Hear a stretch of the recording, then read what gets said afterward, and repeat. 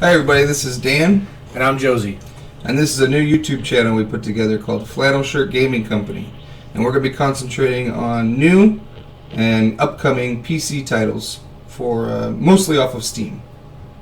Right now we're taking a look at Wasteland 2. This is an early access. It was a Kickstarter game, and we'll just jump right in. I would like to show you the options. However, it crashes the game while you're recording. So let me just say that there's an external options menu that's prompted when you enter the game, and it has graphic options. However, those don't necessarily change what's in the game. So wait till you get to this options menu and then choose your graphics presets. So we'll start a new game here first to kind of show you some of the options you have to put together a team. You get to put together a 4-man team. They have quite a few pre-builds that are all pretty good with decent little bios for each. I think he's going to start with one custom to show you some of the options here. So we start with the attributes. This is, most of us have probably seen this before. This is somewhat from an old school gamer perspective. I think it's very cool. Both me and Josie have been playing these type of games for 15 years or better. So I think this is kind of a flashback for the old games. It's very cool. You have several skills for each character: coordination, luck, awareness, strength, speed, intelligence, and charisma. Mostly self-explanatory. One thing everybody should be aware is this game is based on action points, which is very important in a turn-based strategy game of this type. Yeah, and as you can see, there's different abilities that increase your action points, so you just basically want to customize that for the kind of guy you want to be. Coordination gives you, more action points and also your ranged hit chance. You could also go to intelligence and get more action points as well, along with other things like the ability to read high-level books. So on this one, he put a lot on coordination, luck. Okay, he's not very good at games. He plays a lot of them, but I have no idea what he's building here. But we'll make it work. All right, so the next menu is your combat skills. Whatever type of weapon you put the most points in is the type of weapon you're going to start with. There's quite a few different options. I'm going to put them in the assault rifle. And this, again, is a pretty cool setup they have. Like where it says there, just to the left of the point ticker, 2 for next level, that requires 2 points. Once you get to a certain point, like on assault rifles, it now has 4 points each time you want to level it up 1. And you can see that every different type of weapon has different types of stats. This one, you got jams. This one up here, and I take weapons. There's there's AoE radius bonus. I'm gonna move on to knowledge skills, or I'm not. Knowledge skills they got a lot of, and they're all pretty cool. At this point in the game, one of the main complaints for me, the game is $60. Many of these knowledge point skills, you don't get the opportunity to use. Those don't carry over to there. I'm going to put some in brute force. You have to take a combat skill, not attribute skill points. So as you can see, we're still somewhat learning this too. And that way we can show off a little bit of how knowledge skills can help you in the game. A lot of these, like demolitions, you're not going to use in this part of the beta, but brute force you can. And so in the skills tree, you have combat skills, knowledge skills, and general skills. They all share the same points. If you go back to attributes, we should still have a few points there. So let's go on to dossier. Is that how you say it? Now this is kind of cool to me. You could name the guy, give him a biography. This is very cool to me just because it kind of immerses me into the game. I feel like I can make a character that I'm kind of somewhat attached to. And they went pretty far on this. You can do his religion, what kind of cigarettes he has, which has no effect on the game that I can tell. Age. It is a role-playing game, so a lot of people are going to really want those types of features. And this is your character's appearance. So I wasn't real impressed by the character. When you're in game, it actually looks pretty good. There, I think it looks pretty poor. Yeah, there's a reason it won't let you zoom in all the way to your guy. This is not. It's on the Unity engine. This isn't the most optimized, or doesn't have the most highest graphical fidelity. But now the picture you do have to the right of the character, right there, what he's cycling through. There's not many of them. The ones that are there are pretty good. It does have the option for used customized, so you can upload your own. At this point, there's just not too many, and they use a lot of them for NPCs. So you're going to run into somebody that's got your same picture. There's a whole bunch of different pre-made characters. I'm going to pick a medic, a sniper, and a melee type guy to go along with the character that we built there. So we'll jump right in. While it's loading here, we could talk a little bit about the history of this game. I don't know much about it beyond 2012 when this was announced on Kickstarter. Their goal on Kickstarter was, I believe, 900,000? Yeah, it was 900,000, and Brian Fargo was going to match it with 100,000. Their goal was to get $1 million. And they greatly surpassed that. On Kickstarter alone, I think they got up to 2.9 million, and I think they exceeded the 3 million mark. So it was a very big success on Kickstarter, one of the earlier biggest successes for Kickstarter. Again, it's going to be an old school game along the lines of Fallout. A lot of people think it's a copy of Fallout, but actually Wasteland 1 is the predecessor to Fallout. Fallout was probably based on the Wasteland universe. It has a lot of Fallout is probably the closest comparison, has a lot of XCOM in it, or the old Baldur's Gate series, just in a totally different universe. This is post-apocalyptic as opposed to fantasy. Yeah, it's a turn-based RPG. We'll get a little more into the map, which you saw a little bit of a second ago. But basically, you have that turn-based style combat, and you're back into an XCOM type atmosphere, post-apocalyptic. It's the desert. There's a whole bunch of radiation everywhere. This is a bonus character you can recruit. So you can have, from what I have seen, you can get your party. You start with 4. I think you can get it up to 8, if I'm not mistaken. 7 or 8. So you can add quite a few.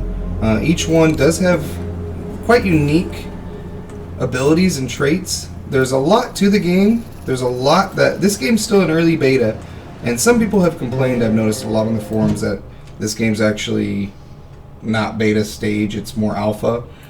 Personally, I feel like it's pretty good for what's there. It's just fairly short. I have about 10 hours into this game. I think, Josie, you got about the same? Yeah, 10 or 11. So, and it pretty much ends. 10 hours is what you're going to get out of it if you get almost everything. You might be able to get a couple more hours. I started over a couple times just to kind of get a feel for more Ranger people. Team Echo, this is Ranger Command. Come in. But there's not much here. There does seem to be a lot to the story, which I think is going to be excellent when it finally gets realized. But at this point, there's not a whole lot to it yet. So what you're seeing right now is the travel map, kind of reminiscent of Fallout.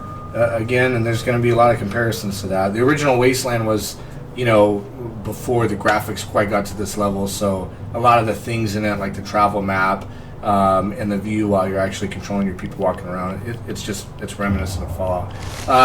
You're going to run into random things while you're on this map. You're limited in your movement by your water, which is here in the bottom right-hand corner. Honestly, it's never really going to be a factor because there's oases everywhere to refill your canteens.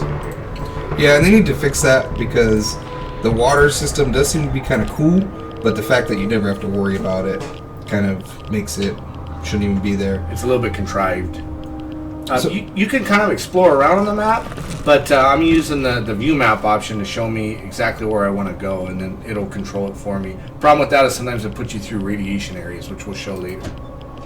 So while he's coming up here, we can talk a little bit about this game, its stability, and what we're running it on. Both of us have a similar PC. Mine's much more dated. I have about a 3-year-old PC at least.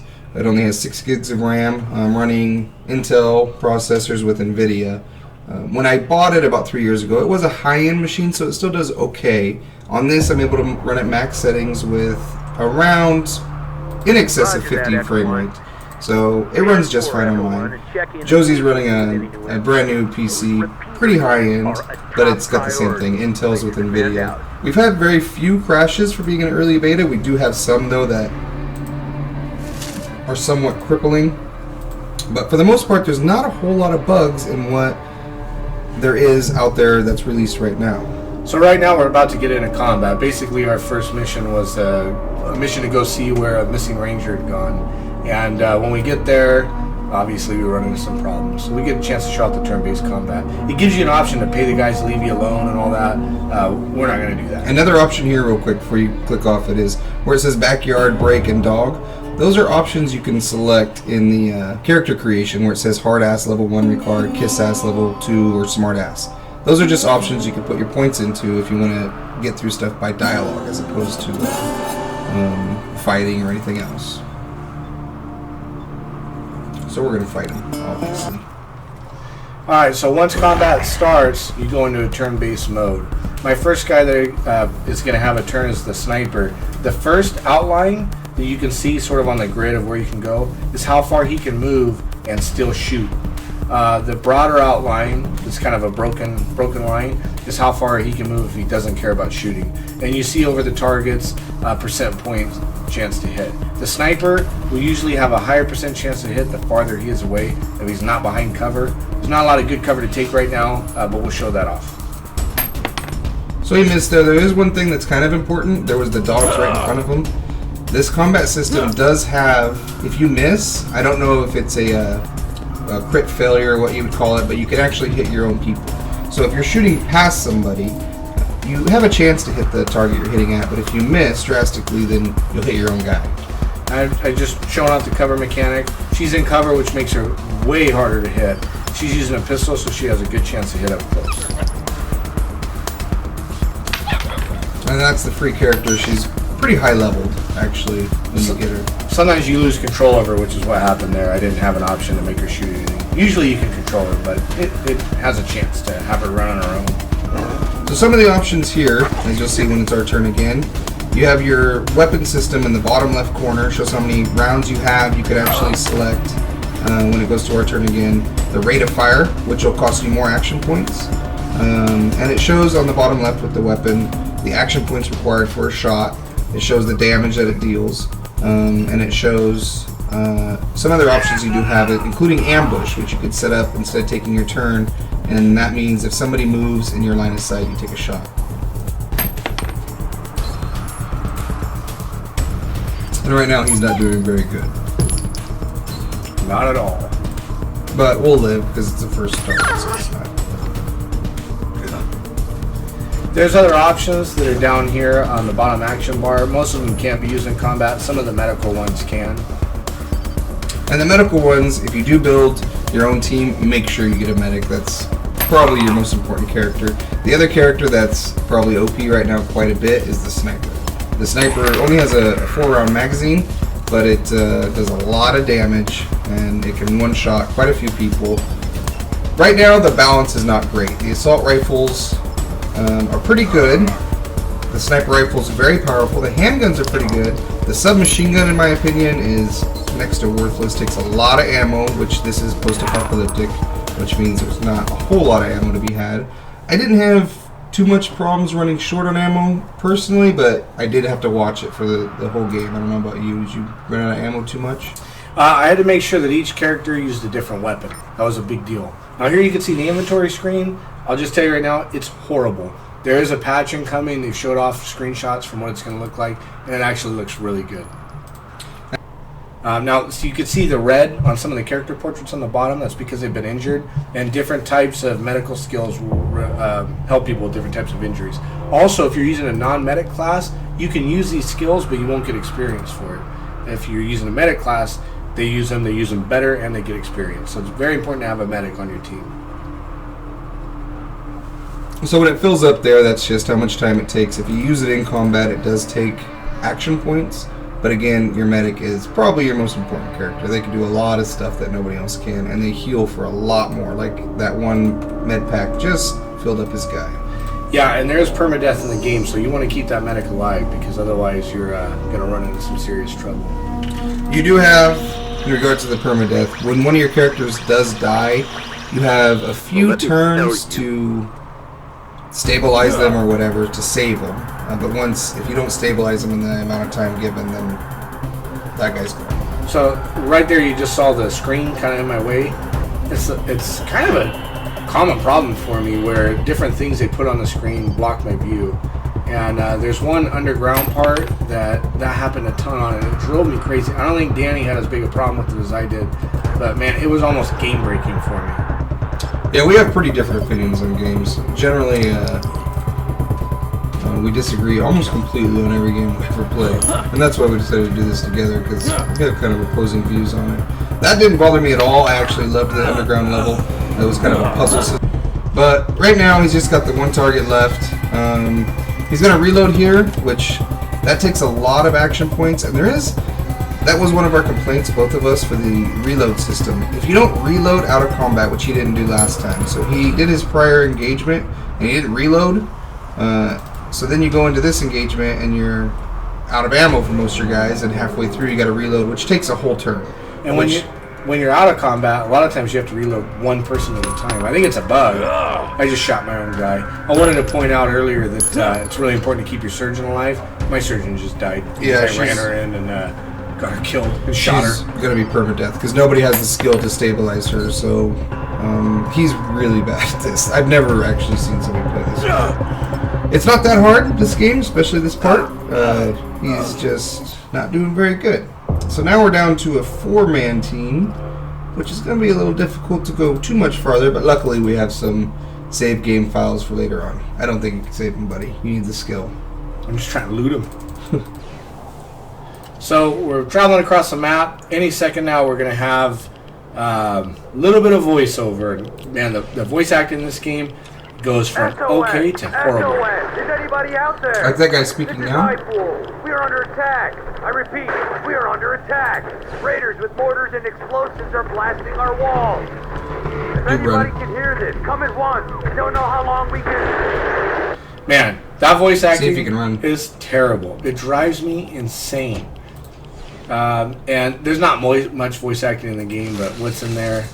I don't. See, now that I didn't mind. We have pretty different opinions on games. I didn't think that was terrible. But voice acting very rarely affects me too much. I'll be quiet so you can hear this lady. Out of control. They're tearing my people apart. Ag Center, this is Citadel Base. Can you repeat? Did you say the plants were attacking? Yes, goddammit, the plants. Something's gone wrong with them. Alright, I don't think that's too bad. She's not nearly as bad as that other guy. We're gonna. Fall back. But to some people, voice acting is a very big deal. To me, I don't know. See, my thing is, we just got. We're paying $60 for a game. Granted, part of our money's going to early access, but let's say it's $40 when it releases. It's not a high graphical fidelity game. The voice acting isn't that great. The features in the game so far are somewhat limited. I'll probably say this again later, but unless you're dying for the old Fallout, atmosphere, and you want an RPG turn-based game with that, so you don't want the first-person shooter Fallout. Personally, I'd probably pass on this game for now. Well, to me, I'm not gonna say that's untrue at this point, but to me, these type of games, I immerse myself. It's more like reading a book to me. Like, I don't care too much about the voice acting. Your voice annoys the shit out of me, Josie, but I hang out with you a little bit, so I don't mind the voice acting too much. Because I feel like it's a very immersive game in the story and everything else. So we just went to an area called Hightower. It's been a little bit less featured in some of the playthroughs on other reviewers, and I'll show you something in the game. You can see right here, if we click on this, or if they weren't talking, down here you can see a description of a volatile fuel tank. If you click on the target button, it'll let you target things, including friendly NPCs, and kill them. Well, we're going to target that fuel tank and see what happens. This is Kate down in the tunnel. The irrigation we were system able is to kill about a to guy go. with it. Small feature, but it's kind of cool. Now, one thing that is important, if you have the team selected, you can select that target reticle like you just did. The whole team fires. Every single member that can fires. Which is important to note if you can kill it in one shot, you don't want to waste all your ammo. Yeah, it's definitely a waste of ammo doing it that way, and I always forget to do it right. So he's back into an encounter now. One thing that, because once again, I should probably be controlling this because he's really not very good at this stuff. Every one of his guys has leveled up. That's why that little yellow bar to the left of their portrait on the bottom is flashing. They've all leveled up. So we need to allocate their skill points here when we do get a break after this combat point. And you get, I think, it's based on your intelligence, how many skill points you do get. Typically you get 2. If you have a very high intelligence character, you'll get up to 4. And that's actually quite helpful. So he did pretty good in combat there. Yeah, we'll go ahead and level up some people so you guys can see what it's like. Let me loot these guys first. So there's like an AoE loot system. You can see this green circle. Everything within it gets AoE looted. Everything outside of it doesn't. So you gotta go make sure you loot that. And the loot doesn't, it just gives it to whoever you have selected. So like medical type stuff, you definitely want to give it to your medic, because your medic gets experience for using the medical skills. I can give pain relievers to anybody, but I don't get experience for it unless I have the medic selected. Okay, so when we go into the level up system, you hit the call there at the radio, and Copy, Echo 1. basically he'll just say, hey, good job, you're getting a field promotion, and then you're going to get your skill points. Click on the inventory screen or hit C to bring up your characters.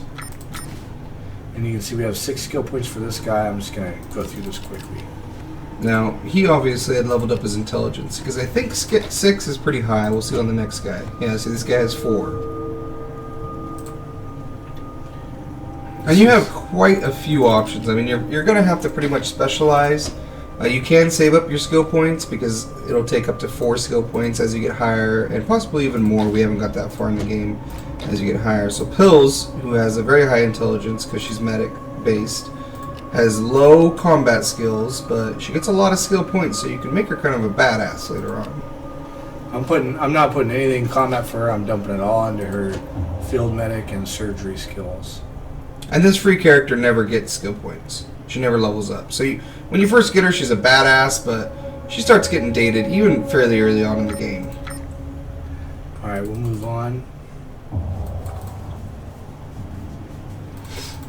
So the graphics for, This is High Pool calling. in my opinion, We're the not environment, Get off the feel of the game looks very good.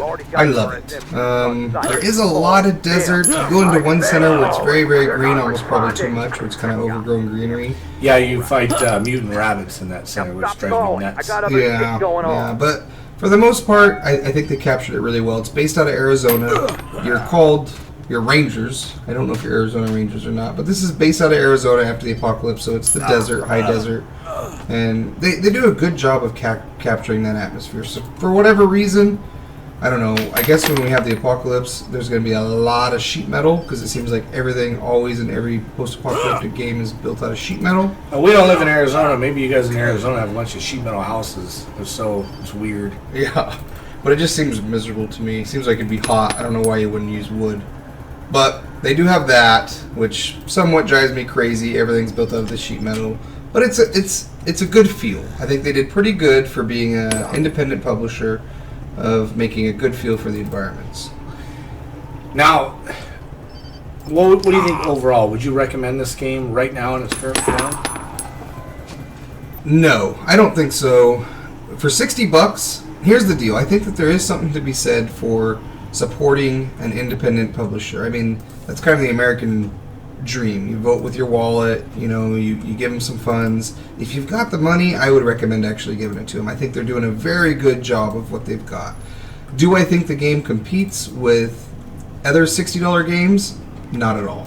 I think it's a good game.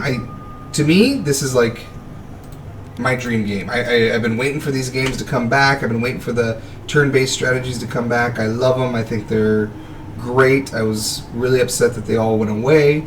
And this one with alongside of Pillars of Eternity are kind of the ones that I've been waiting for. I love these kind of games. It's not worth $60 though. With that all said, I want to love this game. I'm the target audience for this type of game. It's not worth $60 right now. When it's complete, I still don't think it's worth $60 because... go ahead. Let me jump in real quick. So I couldn't reload this lady's gun from the action menu because she didn't have any rounds. All I do is take this ammo, drop it in here, and now I can reload it. It's a pain in the ass. I hate it. I hope they patch it out. It's no big deal. It's in beta. It's one thing that can be patched. I really hope they do. Also, you saw me do a little bit of medic work there. But those are some extra features. My thing about this game is this. I don't think it'll be $60 when it releases. If it's $40, if you really like turn-based combat, XCOM is $30 on Steam. Shadowrun is $20 on Steam. So for the turn-based combat game, if that's what you've been waiting for, I don't really think this is it. Turn-based combat's not bad, but it doesn't have a lot of features that modern games have. It's got a price point that AAA games have, and there are other games out there with that stuff. That being said, if it comes along and it vastly improves before it releases, then maybe it's okay. It's not a bad game. I like it. I just don't want to pay that much for it. Unless you're dying for the deserty Fallout radiation experience. I don't really see giving them your money right now. I would wait. And I somewhat disagree. I mean, again, I don't think it's worth the $60, but I do have Fallout, or I do have Shadowrun, and I do have what's the other one you mentioned? XCOM. I thought they were both great. I think this one's just as good. At the stage it's at now, it's not a complete game. So if you're going to be paying $60 and you're okay with that to kind of play, the other thing that is very important to note, I'm not active on the forums ever. Yeah, just shoot those guys. Keep fighting. Should have shot them. Whoa. I'm not active on the forums ever, but apparently the devs on this game are very much working with the gamers, which there is something to be said for that. If they're going to charge you $60 and then they're going to take into account what you have to say, I think that means a lot. So basically you're paying $60 to somewhat get involved in the development of the game. Yeah, and this is not one of those games that sits on early access just so they can make some money and they release it in the same shape it's in. There's at least monthly updates to it. This game, I have no doubt. I don't know these guys, never met them, but I have no doubt this game, when it does release, they are going to release a complete game. It's going to be a good game when it is fully released. They're not doing a cash grab like the War Z, which is now, what is it, in PlayStation? Yeah, anyway, I don't know, a waste of time. Which does seem to be, you got to be careful on these Kickstarters because people are just out there for a cash grab. I don't see that in this game at all. You could see the love that's put into this game. The guys that are making it love it. They want a good game. And if you like this old school turn-based strategy, it's a great game. If you've got money, spend it. If you're on a budget, wait until it's released. It'll be a full game and it'll probably be cheaper. I think that's it. Please leave some comments if you guys got any. This is our first video. We'd love to hear from you. We're going to release more. I know this probably wasn't ideal, but please understand we're a work in progress here. And we'll probably loosen up as we play through, because we tend to drink a little bit as we're recording. Yeah, what are you drinking right now, Danny? Torpedo. Which, you guys on the West Coast, I don't know if you have them on the East Coast. I used to live on the East Coast. I didn't see much Sierra Nevada. But if you guys live anywhere near the West Coast and you can get them, Torpedoes, they're the best bang for your buck, Sierra Nevada. And they are, what, 8%? They're an IPA. I don't see the alcohol content, but they're right around 8%, which means you buy a 6-pack, you feel pretty good. And it costs you $12. After we finish these, we have a brand new IPA from Rogue Brewing. Just came out. It's the first time I've ever seen it in the store. Okay, I haven't tried that one yet. The next video will probably be drunk. Alright guys, have a good day. Leave a comment below.